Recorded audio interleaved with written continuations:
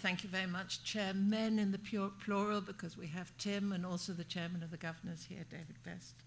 Ladies and gentlemen. Organisations which survive have a sense of purpose, a sense of where they're going. And each of us here is privileged to be associated with Prior's Court in one way or the other. I'm here as introduced, as a founder patron. And because this is part of the Shirley Lecture series, I'm really very happy to have the chance to start you off on what I'm sure will be a super day. Of all the things that I bought for Prior's Court, and including startup losses, I spent over 30 million here. The works of art were the ones that actually have far more of my personal input, because I chose each and every one of them. And they are to meet the spiritual needs of the pupils and of the staff, the ones who make everything happen, and are an important part of this environment. The work was chosen to be inspirational, hopeful, developmental. Sometimes you'll see a development or a series of things, calm and serene rather than stimulating or challenging. Just realizing this one is one of probably the most challenging that we have here. Usually one artist per area, and that's deliberately so as to have different moods, changing scenes as a pupil transitions over the many years that they may be here. People are surprised to see quality work here and that it's good condition after now 12 years.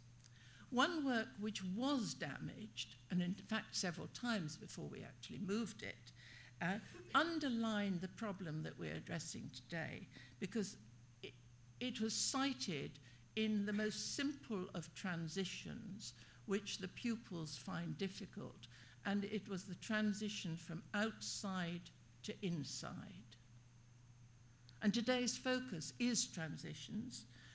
Transitions are, by their nature, pretty transitory, short duration. So I also want to speak a bit about the long term. Another of my projects, sponsoring the first ever history of autism, includes descriptions of educational facilities going back to the time when, not so long ago at that, children with autism were classed and classified as ineducable. They came under health rather than education, which is where I think we met Smiths.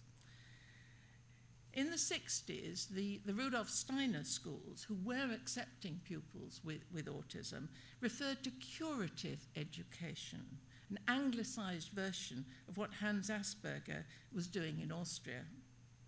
Prior's Court does not refer to curative education, but that surely sort of underlines the ethos here. Sybil Elgar, who died less than 5 years ago, was the UK's first autism-specific teacher. Montessori trained, she was horrified by the lack of provision, and she started her own school in the basement of her home. It was she who found, counter to mainstream educational thought at the time, that a structured approach to teaching was the best route for learning with children, for children with autism. And later she became the founding principal of the National Autistic Society's first school. It was mainly day, but it did have some residential. And her ideas were adopted by Eric Schopler, who developed Teach, which we do use here. And she inspired many others. Another specialist school, Sutherland House, was opened in 1970 by what is now the Nottinghamshire Regional Society for Adults and Children with Autism. Europe's first autism-specific residential school opened in 1974. And a year later, UK legislation opened up education for all children, every single child in the land.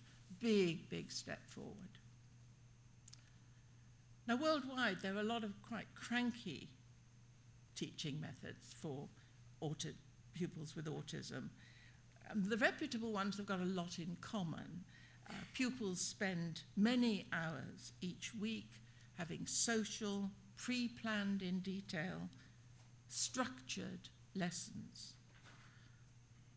So let me summarize the 3 strategies to calm, to order, and to give a voice. ABA, sometimes known as Lova's theory, to calm.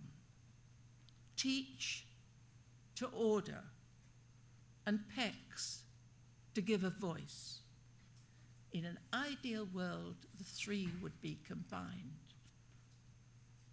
I was saying that 3 or 4 years ago, and I'm pleased that now Bangor University in Wales is developing such an emerging method called active support, which is being piloted by the adult support service Kingwood, which is the very first charity I set up, all aimed to improve people with autism's ability to engage with their surroundings. Every pupil is different. Indeed, some may well have different types of autism. Some regressive, some not. Some associated with epilepsy, some not. Each has a different personality, different learning style, and preferences. Eclectic schools such as this therefore have staff who are trained to mix methods. The big change in recent years is the proliferation of special schools run for profit, generally well endowed and with more narrow a pupil profile than we have here, and certainly more narrow than most local authority or charity schools. Nothing wrong with running for profit, but the emphasis is inevitably on the finance. So how does a charity school like Prior's Court fit in? The daily experience of caring for my late son, Giles Millington Shirley, yes, the names of the houses come from his name, that was my life for 35 years, and he, of course, was the model for the pupil profile here, autism and learning disability with complex needs.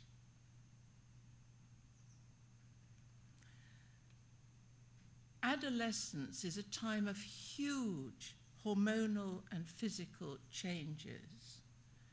And magnetic resonance images show that their brain changes actually associated with puberty. Think back to how you felt in those turbulent years, that rite of life's passage, the biggest transition most people ever make. How might puberty affect children with autism? My Giles flipped completely at puberty, so I know how the transitions from infancy to childhood to adolescence to adulthood, I know how they also challenge we who care. Vulnerable people bring out what is best in most of us most of the time. But the constant demands can be acutely stressful and unmask our own weaknesses. And a culture of teamwork is important. Teachers, carers, parents, we live vicariously, taking satisfaction from the development of those we nurture. The British Institute of Learning Disabilities, BUILD, has a quality network aimed to help young people going through transition to find out what is important for them and for their future. And there's also the international partnership headed by the Hungarian Autism Foundation HANDS project.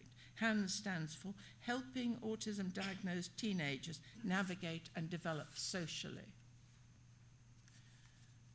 We opened Prior's Court in 1999, and I'm hugely proud of it. The Adult Learning Centre so reminds me of the Kingwood Support Charity that I set up for Giles, and now 50 other adults like him. When he came out of a locked hospital ward where he had lived from the years 13 to 24. So congratulations to everyone who is associated with Prior's Court in making this the quality and the consistency of the education and care offered here. I wish everyone continued progress. And a special good wishes go to Ruth Over's team and the first 6 students at the newly opened young adult provision. I'm confident that Prowse Court can continue to develop with seamless transitions to further education and adult services. Looking ahead, there will be challenges all round. As part of the autism sector's young history, what will you add?